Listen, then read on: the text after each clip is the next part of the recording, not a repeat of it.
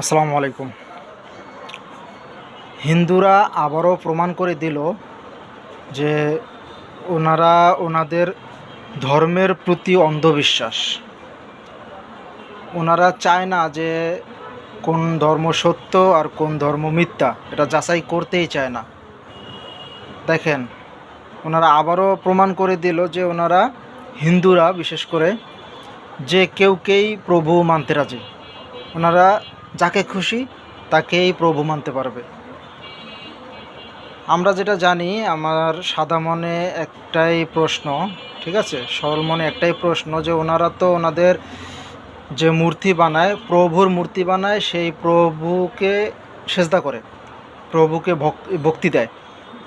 মানে ওনারা ওনাদের প্রভুর ভক্তি দিয়ে দেয় এবং সেটার মূর্তি বানায়, মূর্তি বানিয়ে সেটাকে সেজদা করে, সেটাকে সম্মান করে, প্রভু হিসাবে মানে ওনাদের মূর্তিকে, ওনারা যে মূর্তিটা বানায়।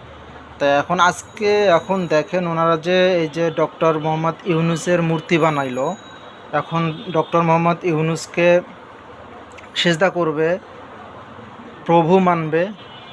তার মানে দেখেন, ওনাদের প্রভুকে ওনারা যখন যাকে খুশি তখন তাকেই মূর্তি বানাতে পারবে এবং প্রভু মানতে পারবে। চিন্তা করছেন? এই হচ্ছে ওনাদের ধর্মের প্রতি অন্ধবিশ্বাস। ওরা কখনোই চায় না যে কোন ধর্ম সত্য কোনটা মিথ্যা, একটু যাচাই করে দেখি। এটাই হচ্ছে ওনাদের জনজনিত একটা প্রমাণ। এক এক সময় এক একজনের মূর্তি বানাবে, ওটাকে প্রভু মানবে এবং সেজদা করবে। তাহলে দেখেন, ডক্টর ইউনুস কি ওনাদের প্রভু? ডক্টর ইউনুস কি ওনাদেরকে সৃষ্টি করেছে? ডক্টর মোহাম্মদ ইউনুসের মূর্তি বানালো, তাকে প্রভু মানবে, তাকে সেজদা করবে। এটা ওনাদের ধর্মে বলা আছে, হিন্দু ধর্মে এটা বলা আছে, সনাতন ধর্মে এটা বলা আছে? বলেন। এই হচ্ছে ওনাদের অবস্থা।